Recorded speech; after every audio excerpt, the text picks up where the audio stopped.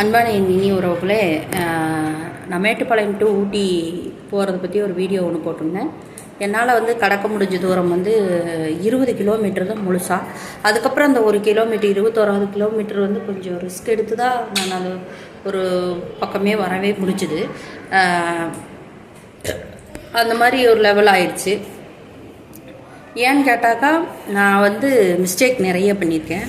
என்ன மிஸ்டேக் பண்ணியிருக்கேன்னா, நைட்டு இங்கேருந்து கொஞ்சம் ஒரு ஃபுட் ஆர்டர் இருந்ததுனால விடிய விடிய தூங்கவே இல்லை.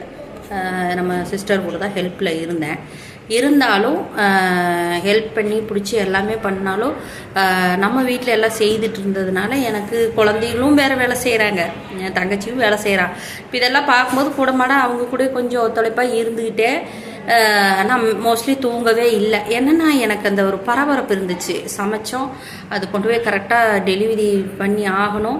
அதே சமயம் ரொம்ப ஏர்லி 4 மணிக்கு டெலிவரிங்கிறதுனால எல்லாமே பக்காவாக முடிஞ்சிருக்கணும். அதே சமயம் இங்கிருந்து என்ன சொல்கிறது, யூஸ் அண்ட் த்ரோலாம் ஊட்டிக்கு கொண்டு போகக்கூடாது அப்படின்னு சொல்லி எங்கள் மாஸ்டர் ரொம்ப ஸ்ட்ரிக்டாக சொல்லிட்டாரு. ஸ்ட்ரிக்டாக சொன்னதே ஒரு சின்ன ரசனையான ஒரு விஷயமும் இருக்குது. அதாவது என்ன சொல்கிற, ஒரு நல்ல ஹாப்பியான ஒரு விஷயம் இருக்குது, அது சொல்கிறேன்.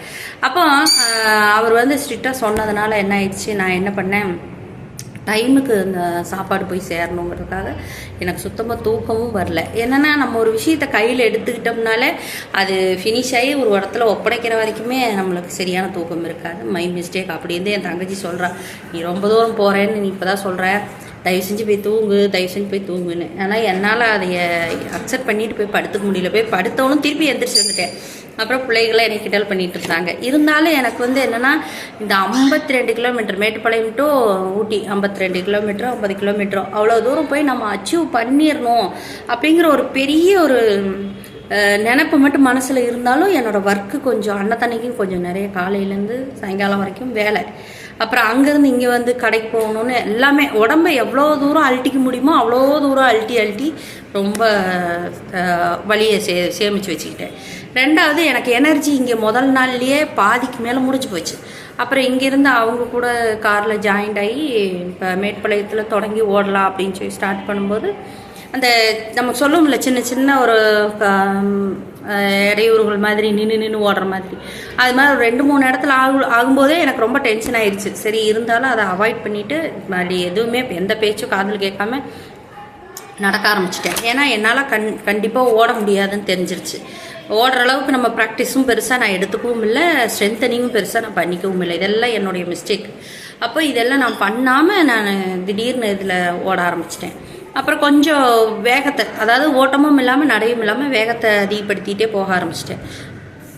குறிப்பிட்ட தூரம் வரைக்கும் அவங்க நான் சாப்பிடுவேன்னு சொல்லிட்டு ஃப்ரூட்டு சாப்பிட்றதுக்கு தேவையானது என்னென்ன வேணும் அப்படின்னு சொல்லிட்டு என்னை என்கரேஜ் பண்ணிவிட்டு கார் போக வர இருந்தது.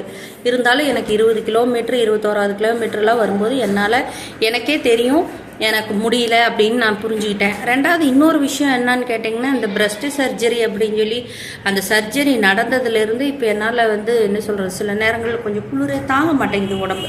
அப்போ இதெல்லாம் நமக்கு உடம்புல சரியான அளவில் செட் ஆகணும். இது எல்லாமே நம்மளுக்கு ப்ராக்டிஸும் ஆகணும். உடம்பு சரியான அளவில் ப்ராக்டிஸ் எடுத்து அதுக்கான ஸ்ட்ரென்த்தை நான் மட்டும்தான் நம்ம அடுத்த இடம்ல போகணும்.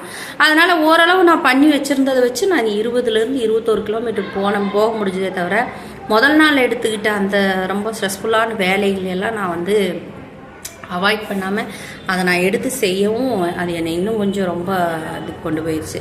அதுக்கப்புறம் அங்கேருந்து நான் பஸ்ஸில் வேற ஒரு தம்பியோட டெம்போட தண்ணி எடுக்கிறதுக்காக வந்திருந்தாங்க. அவங்கக்கிட்ட தண்ணி வாங்கி குடிச்சிட்டு அவங்களோட ஹெல்ப் மூலிமா கொஞ்சம் தூரம் வரும்போது ஒரு செக் போஸ்ட் இருந்துச்சு.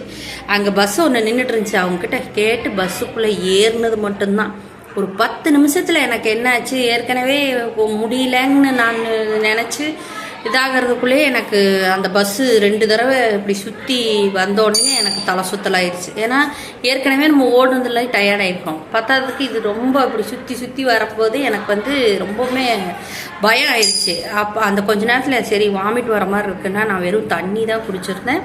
ஒரு 1/2 ப்ரெட்டு சாப்பிட்ருந்தேன், வீட் ப்ரெட்டு. அது என்னாச்சு, மொத்தமாக வெளியே வந்துருச்சு. நல்ல வேளை அங்கே சீட்டில் இருந்த 2 லேடிஸ் வந்து எனக்கு ரொம்ப ஹெல்ப் பண்ணி, நான் அதுக்குள்ளே போய் உட்காந்து நான் கண்ணை மூடணுன்னே எனக்கு சுற்றி சுற்றி போகிறதுல நல்லாவே தலை சுற்றல் அதிகமாகிடுச்சு. உடனே நான் கண்டக்டரும் சரி, இது அங்கே கூட உட்காந்துருந்தவங்களும் சரி, எனக்கு குளுக்கோஸ் எல்லாம் கொடுத்து, என்கிட்டயே எல்லாமே வச்சுருந்தது எல்லாமே எனக்கு எடுத்து கொடுத்து என்னை சாப்பிட வச்சு, அப்புறம் கொஞ்சம் நான் ரெக்கவர் ஆனோடனே சரின்னு அவங்க அப்படியே அவங்க ஸ்டாப் குன்னூர் ஸ்டாப் வரும்போது அவங்க இறங்கிட்டாங்க. இருந்தாலும் எனக்கு அப்போவே நான் ஒரு சிலர்கிட்ட கை காமிக்கிறேன், நான் வந்து பஸ் ஏறிட்டேன் அப்படின்னு சொல்லிட்டு. சரின்னு கை காமிச்சிட்டு ஒரு வழியாக நான் அங்கேருந்து பஸ் எங்கே வந்து சேர்ந்தாலும் சரி என்னை கொண்டு வந்து மேட்டுப்பாளையத்தில் மட்டும் விட்டுருங்க, அதுக்கப்புறம் நான் போய்க்கிறேன் அப்படின்னு சொல்லி கண்டக்டர் சொல்லிட்டு படுத்தவதான்.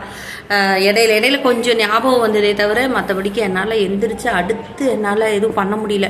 கண்டக்டர் வந்து டிக்கெட்டுக்கு அமௌண்ட் கேட்குறாரு, எனக்கு பைக்குள்ளே தொலாவ முடியுதே தவிர என்னால் அமௌண்ட் எடுத்து கொடுக்க முடியல.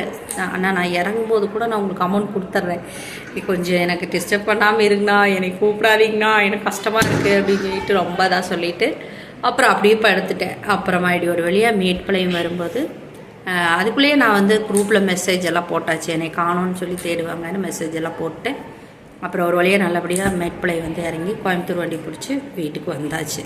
சரிங்களா? அப்போ நான் பண்ண மிஸ்டேக் மாதிரி ஒரு சிலர் நம்ம முதல் நாள் நம்ம எனர்ஜியாக இருப்போம், நம்ம என்ன வேலை வேணாலும் செஞ்சுட்டு நம்ம ஒரு அடுத்த அச்சீவ்மெண்ட்டுக்கு போகலாம் அப்படின்னு சொல்லி போட்டு தெரியாமல், அதாவது ஓடுறதை பற்றி தெரியாமல் இருந்து ஓடுறவங்க தயவு செஞ்சு இந்த மாதிரி தவறுகளை செஞ்சிட வேண்டாம். இப்போ இந்த வீடியோ பதிவில் நான் தான் சொல்கிறேன், எதை ஒரு விஷயத்துக்கு நாளைக்கு கிளம்புறோம் அப்படின்னு சொல்லி சொன்னாக்கா நம்ம நார்மல் ஒர்க் அவுட்டோ அல்ல ஸ்ட்ரென்தன் இது மட்டும் பண்ணிவிட்டு முதல் நாள் கொஞ்சம் ரெஸ்ட்டு நிறையா இருக்கிறது ரொம்ப பெஸ்ட்டு. மறுநாள் ஓடுறதுக்கான ஃபுல் எனர்ஜியும் நமக்கு அங்கே கிடச்சிரும். நாம் பாட்டுக்கு நிறைய ஹெவியான வேலைகள் எல்லாம் செஞ்சுட்டு ஓடுறது ரொம்ப பெரிய மிஸ்டேக்கு. ஆனால் ஒன்று, இதை விட எனக்கு சில விஷயங்கள் போகும்போது சில அனுபவங்கள் இருந்தது. அந்த அனுபவங்களை வச்சு இன்னும் நான் என்னை கொஞ்சம் அடுத்த லெவலுக்கு மாற்றணும் அப்படின்னு சொல்லி ஒரு முடிவு பண்ணியிருக்கேன். இப்போதைக்கு சில மிஸ்டேக்ஸ் எல்லாம் நான் சொல்லியிருக்கேன். தயவுசெய்து இந்த மாதிரி மிஸ்டேக்ஸ் எல்லாம் நீங்கள் யாராவது முதல் நாள் பண்ணிவிட்டு போய் ரிஸ்க் எடுத்துறாதீங்க. ரொம்ப லாங்கெல்லாம் வந்து பண்ணணும்னு சொன்னால் ரொம்ப ரொம்ப ஸ்ட்ரென்த்தனும் வித் எனர்ஜி லெவலும் நிறைய வேணும். அந்த எனர்ஜி லெவலுக்கு தேவையானது எல்லாம் எடுத்துக்கும்போது தாராளமாக நம்ம எவ்வளோ தூரம் வேணாலும் போக முடியும் அப்படிங்கிறத நான் சொல்லிக்கிறேன். நெக்ஸ்ட்டு இன்னும் கொஞ்சம் சில அனுபவங்கள் பட்டேன்னு சொன்னேன் பார்த்தீங்களா, அதனோட வாயிலாக நான் இன்னும் அடுத்த லெவல் பார்த்துட்டு நிச்சயமாக இன்னும் கொஞ்சம் லாங் பண்ணலாம் மேரத்தான் அப்படின்னு சொல்லி ஒரு ஐடியாவில் இருக்கேன். பட் அதுக்கு வந்து முயற்சி என் கையில் இருக்குது, விட ஆண்டவன் கையில் இருக்குது அப்படின்னு சொல்லிட்டு நெக்ஸ்ட் வீடியோவில் ஒரு சுவாரஸ்யம் சொன்னார்ல அதை சொல்கிறேன்.